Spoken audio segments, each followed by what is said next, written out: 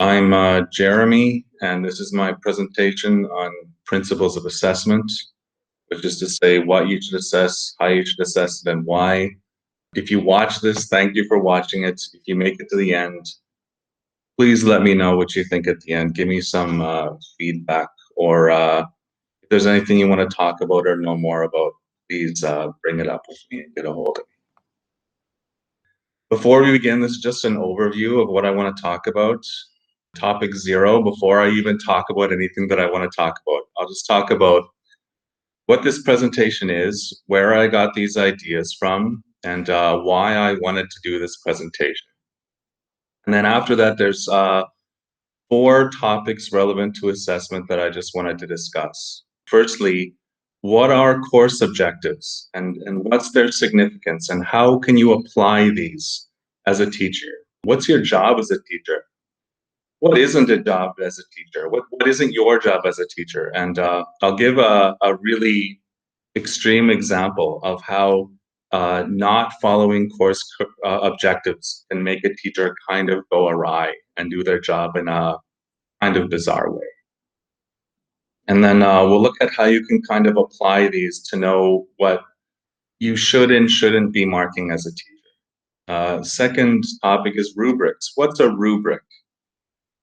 Why should you use rubrics? How do you know if a rubric is good? What are the qualities of a bad rubric? And what are the risks of using a bad rubric? We'll look at Bloom's taxonomy. What is Bloom's taxonomy and why should you use it? And then we'll look at how you can apply it. We'll kind of look at an example, and we'll look at how you can apply it to make your activities and assessments more engaging. Last, formative and summative assessment. What does that even mean? And why is it important to use a range of both formative and summative assessment? And what are some meaningful examples of formative and summative assessment? We'll look at that a little bit. So 0, what is this? More specifically, where did I get these ideas from? So none of these ideas are ideas that I created. I learned about all these when I was doing my second degree in education, and I always think that when you're taking a degree like that, some courses will be not very good and not very memorable. Some of them will be okay, and some of them will be things like you'll learn things in those classes where you think that they're amazing, extremely relevant ideas or material, and you think about it for years and years. And the course where I learned all this was one of those. Yeah, definitely the course that I took on principles of assessment was one of the most interesting and memorable courses that I took in my second degree. And these are some of the things that I learned in there. Maybe the most simple or easily applicable things. The professor who taught this, I was really lucky to have him. I don't know, he got a PhD in education, which is to say he was grossly overqualified or overeducated.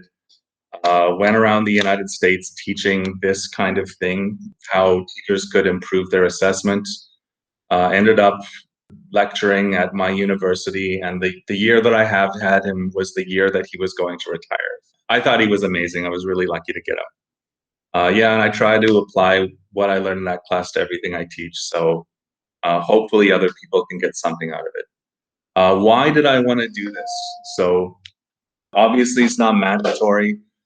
Hopefully it can help people to make lessons more engaging or to get them to demonstrate more learning. Also, I think everyone's had administrators that they like more or that they like less. I find it's most useful as a teacher when administrators take these sort of things into consideration when they're assessing their actual teachers. Yeah, and also if you get feedback from an administrator, if they don't reference these things at all, sometimes it's very confusing to know, how you should improve or what you did well or not well. And even if you don't agree with what is in this presentation, hopefully it can be something that you think about and that you can use to premise your own theories of education on. Yeah, here at the bottom is just a picture of my university. It's very cold. It's so cold that I once had a student who graduated and got a $20,000 scholarship a year from my university, but decided not to take it because she thought it would be too cold. So it's very cold, cold enough that you'd give up $20,000 a year not to be there. Okay, course objectives. What are they, and what's the significance of course objectives, and how can you apply these? Teachers often they have differing ideas about what their job actually is, but and I've had administrators who had, if I were to ask them, can I see the objectives for this course? Like, what are the outcomes? What are the objectives? They had no idea what I was talking about, and it was really difficult to communicate about what I should be doing or whether anything I did was good or not good, because if like you don't know what these are, it's very difficult. Course objectives are these things, right? So in pretty much every curriculum that I ever worked on, the teachers are hired to teach a course, and what they're actually hired to teach is a body of skills and knowledge, right? And all of that is systematized and broken down in this list, right? And in Cambridge, it looks exactly or very similar to this. So you can tell, like, this is what your job actually is to teach this body of knowledge and these skills. And you can tell if you're doing that by the degree that your students can demonstrate. So yeah, teachers often and administrators, right? They there's a lot of debates and a lot of different ideas about what the job of a teacher actually is. But I would say that if you're going to look at what your job is, it's fundamentally to teach these things. And there can be additional things, but the degree that your own assessment or practice of doing your job is different than this, I would say is a deviation from what you should actually be doing. And I'll give an example. So I once had I once worked at a school with a teacher who was teaching a certain language, and I had an administrator who focused very narrowly on engagement as a single criteria that measured whether a teacher was doing their job well or not well. And this teacher, if you ever went into her classroom, the students were extremely engaged, right? They'd all be moving around. Some of them would be speaking. Some of them would be reading. Some of them would be writing. They'd all be really interested in whatever they were doing, right? And they could create interesting things to show anybody who came in. And so the administrator, they said, you know, I see so much engagement, and so this teacher must be doing such a great job. But then I think that teacher left in the middle of the contract during the summer, and the next teacher who came in, they assessed the students coming in that teacher had, and the teacher said over the entire year that they learned that language, the students learned absolutely nothing. They couldn't count to 10. They couldn't say a single sentence in that language. So like that's just an example where if a teacher, they're focusing on something like, say, engagement, and they don't consider to what degree they're actually addressing the course outcomes, they can come to really bizarre and unusual interpretations about what their job is or the degree that they're actually doing their job.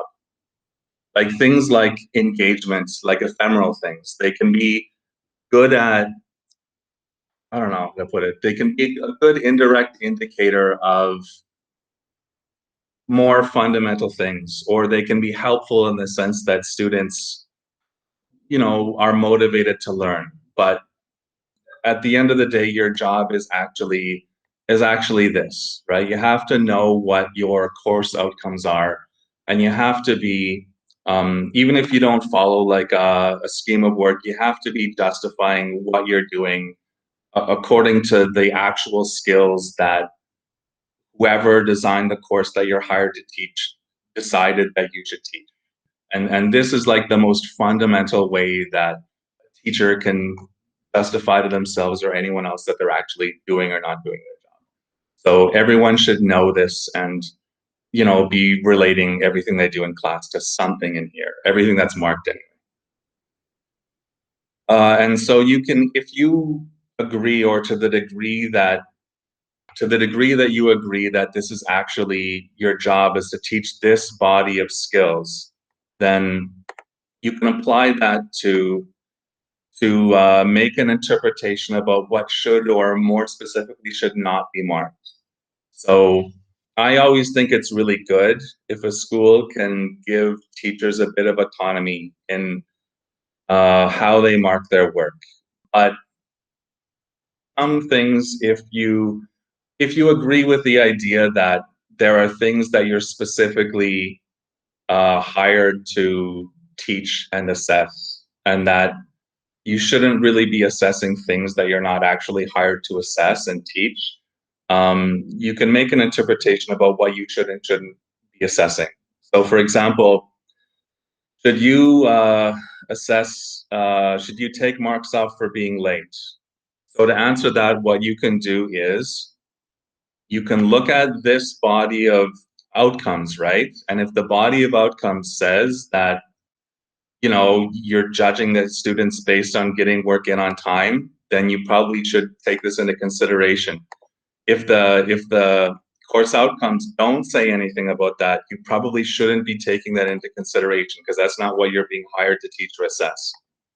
Another thing that teachers do sometimes is they grade students based on attendance. And like, this is another thing where attendance probably will indirectly affect, the degree that they learn anything in your class. But you can look at the course outcomes, and if the course outcomes say that one of the goals of the course is to get students to attend class all the time, then you should probably assess for that, right?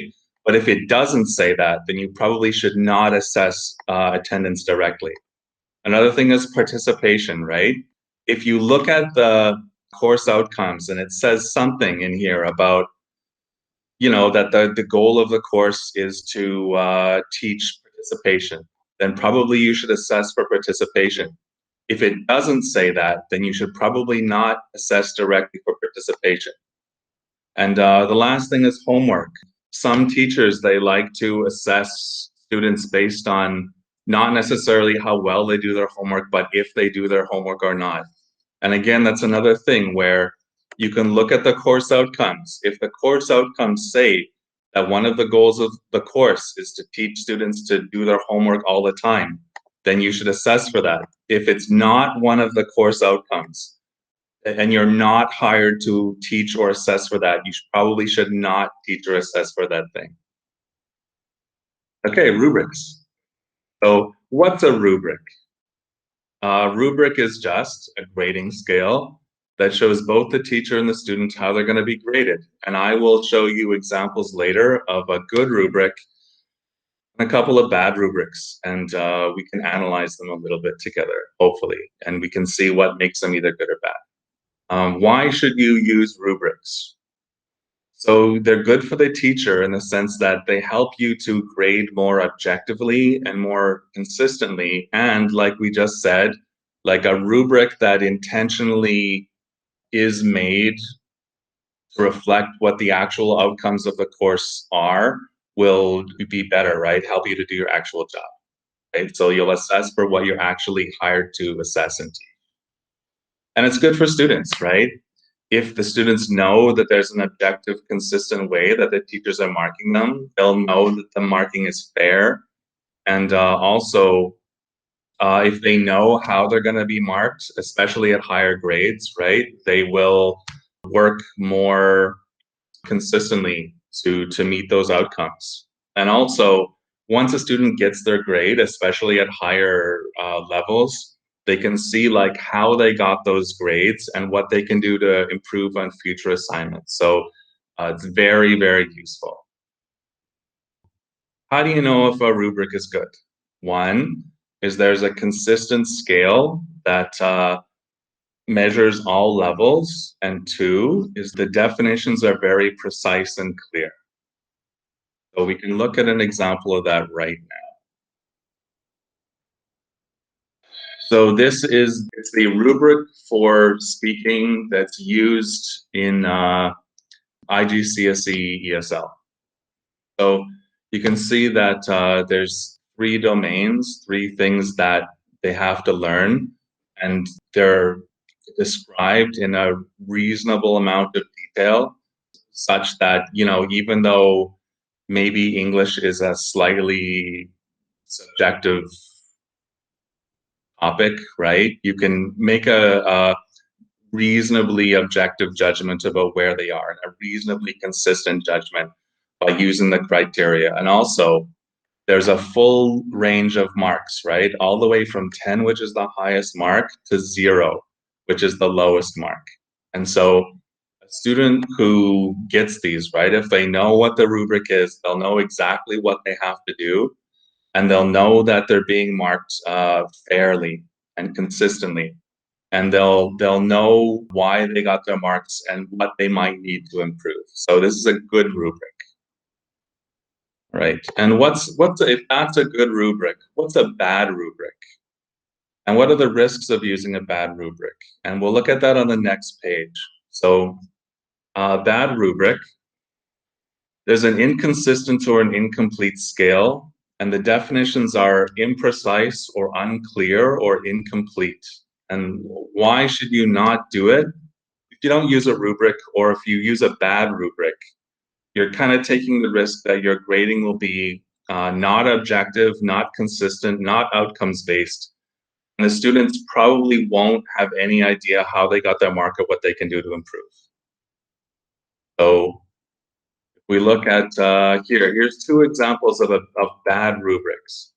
The example on the left, right, there's a lot of, like, they go into lots of detail about what they need to do these grades. But the problem with this is it's a 24-point scale and the rubric only goes to 16, right? So if you got that's up to 66%, right? So if you got 65%, or if you got 1%, like if you got a 15, or if you got a 1, right? How do you know what the difference is? Like, how do you know what you should do to improve? Yeah, there's some, I've seen rubrics like this, like people make them and they'll say like 20 to 14 is this description, and like 14 to 10 is this description, and everything under 10 is this description. And if you're using a rubric like that, it's not a good rubric, because it doesn't really, like, the scale isn't consistent, and it doesn't tell the students what they actually need to do to get a full range of marks, right? Like if you use a rubric like that and you got a 14 or you got a 20, like what's the difference? The rubric doesn't tell you that. So it takes away from the purpose of making a rubric, right? It's not objective. It doesn't communicate to the students how they got their marks. And example on the right, this is an example of a rubric where there's no description of what these numbers even mean. So if you got a 9 or a 7 or a 5, how do you know what the difference between those is? As a student, like if you just saw this, you couldn't know what you had to do to get these numbers. And if you got a number, you couldn't possibly know how the teacher came to the conclusion that that was like a fair grade for you, or what you should do to improve. So not a good group. Okay, the third thing I want to look at. So Bloom's taxonomy. I think of this very consistently all the time, every time I make any kind of instruction or assessment. Yeah, very, very fundamental idea, I think. So what is it? It's a heuristic for knowing whether what you're teaching a student will be useful or engaging. Yeah, we'll look at it in a second. First proposed by a researcher named Bloom in the 1950s. It was revised a little bit in the 2000s. Potential criticism of this before we go into what it is that some people have said that there's insufficient research that's been done to justify that this is a thing. I think there's been some research besides the 50s and 60s. I think they did a bit of research in the 2000s that kind of came up with like a revised interpretation or tried to kind of address some of the original criticisms. One criticism of this that I think is not that important is that there's a bit of overlap between these levels, especially in my opinion, analyzing an application. But I don't think that's a real criticism. I think it's a very good heuristic.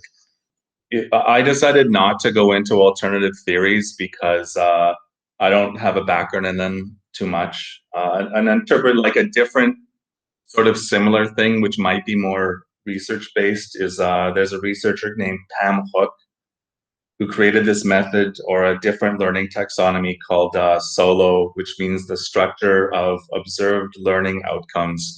I decided not to cover that at all because my background isn't that, but I could probably send you some resources if you really wanted to. There's another researcher called Shirley Clark who said created a similar learning taxonomy, but we're not going to go into that.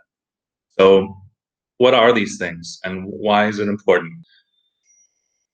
The idea is that the higher you go on these, the more complicated skills the students will know, and the more they'll be able to apply these skills to other grade levels and other courses and into other areas of their life. And also, I think that human beings, they kind of have a intuitive, like evolved desire to learn things and to apply them and to create things with the knowledge they know. So I believe that the higher students go on this taxonomy, the more intuitively engaging the process of learning and assessment will be.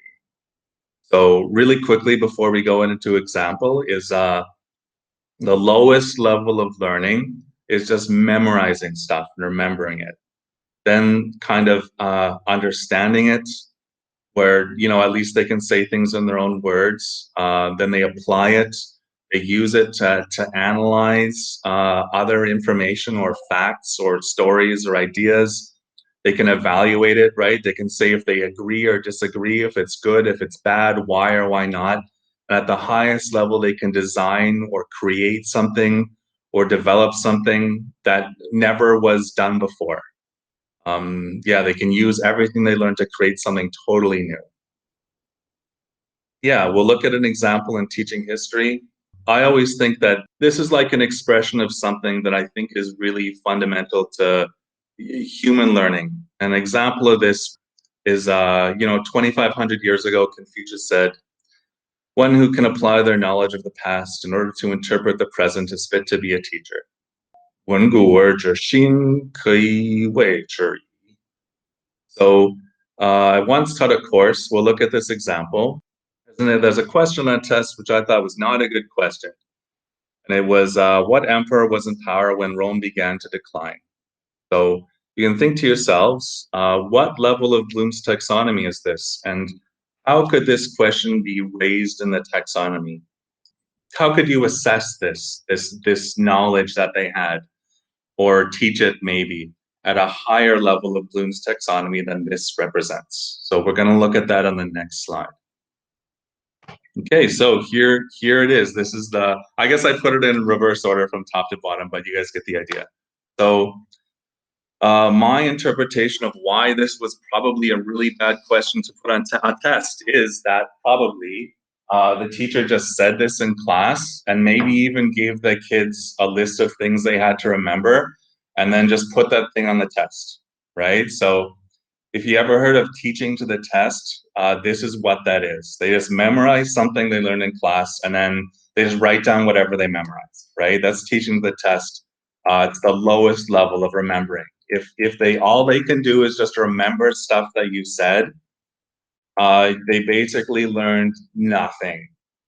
Yeah, and this is a big problem with, for example, people who teach history. Like I talk to some people who are adults who say that they hated history because it's very boring. And the reason it's boring is because their teachers never went beyond this stage of remembering. They thought that history was just remembering stuff and then just saying what their teacher said. And I think it's not correct, right? Think about Confucius. It's not a real thing. And to teach something, for example, like history better or anything, right? They really need to do more than that, to just remember stuff that you said. If the teacher didn't say that exact thing and maybe there's paraphrasing what they said, it could be understanding, right? So understanding, you just recognize what they taught. Maybe you can paraphrase or define it in your own words. Maybe you can match ideas and definitions, right? That aren't phrased exactly how the teacher said. Yeah, like for example, but it doesn't teach you things like this example. What emperor was in power when Rome began to decline? Like, how do the students know that? What does decline even mean? How do historians know or judge that Rome declined at this stage, right? If all they can do is understand what you meant by this, they don't, it's meaningless. So you got to go deeper. You can try and apply and analyze this information. I think these things are basically almost the same, right? So, for example, you're applying it, right? So you apply what you learned to understand something new. So, for example, you could look at like how do historians know, or why do historians believe that Rome began to decline at this time? You could apply that to maybe our civilization or another civilization, and they can judge like is our civilization in decline, or when did other civilizations go into decline? Maybe you could apply that to Myanmar, right? You could talk about the Kongbong dynasty or the Bagan dynasty, right? Bagan kingdom. You could very easily do that. Or if you're going to analyze, right, you could justify which factors were or are the most significant to the decline of a civilization like Rome. And why do the students think that these were significant or not significant, right? They could evaluate it. So you could just ask them, do they believe this theory is true? Why or why not? Like, how do they even know that Rome declined at that point? Or our civilization? Is our civilization in decline or not? How do they know? Can they use these criteria to make any interpretation about the past or not the past, about even now? And the highest one, right, is they're creating something. So you could do a whole bunch of stuff besides a written test. You know, they could use what they learned to analyze Rome or another civilization or our contemporary society or a fictional civilization. And they can create something maybe that teaches other people about the decline and the fall of the civilization and present that. Maybe it could be something visual. Maybe it could be, a skit or a false documentary. Those things are always really, really fun. I once taught a global geography 12 course where one of the final things they had to do was they're given a contemporary country with a bunch of problems, and they had to solve those and create new theories or new ideas based on what they learned in the class to interpret why the country is having those problems and what they can do to solve it. This kind of thing, like students always like this stuff, and they learn the most when they can get to higher levels. And if you can just use your information to get them at this level, anything really high, then you know that probably they enjoy it and probably they can apply it to other areas of their life. And we'll think about it, still after they're done in class. So I like Bloomsticks up. All right, last thing is formative and summative assessment. What is it? Probably good teachers, even if they haven't heard this term, just intuitively do this. Yeah, big criticism of the video that Brendan got to watch, at least the one that I watched, is the teacher didn't do any formative assessment. So I don't have any idea how or whether he could possibly know that the students learned anything from that. I guess he just has to wait until he does his summative assessment. Anyway, so what is the summative assessment? Basically, it's anything that you assess for marks. I don't want to spend too much time on this because I think everybody knows summative assessment. Everybody takes in things from marks, right?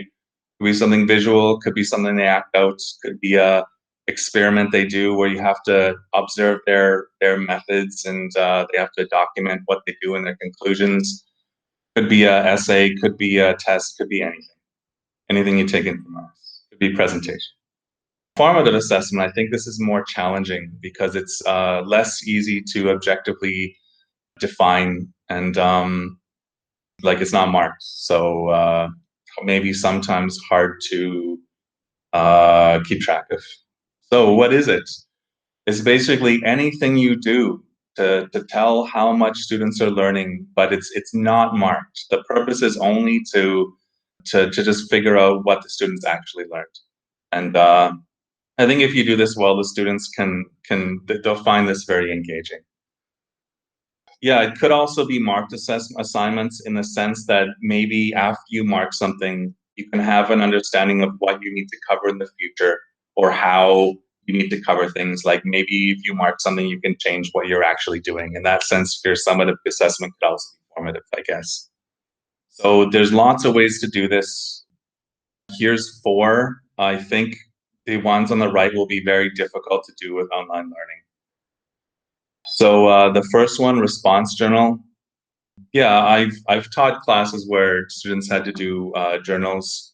A lot of teachers, what they'll do is they'll do things like at the end of a class, they'll have students write on sticky notes and they'll have directed questions like, what are the most important things you learned, or what are some questions you have about the material? What didn't you understand? What would you like to know more about? What was most interesting and why?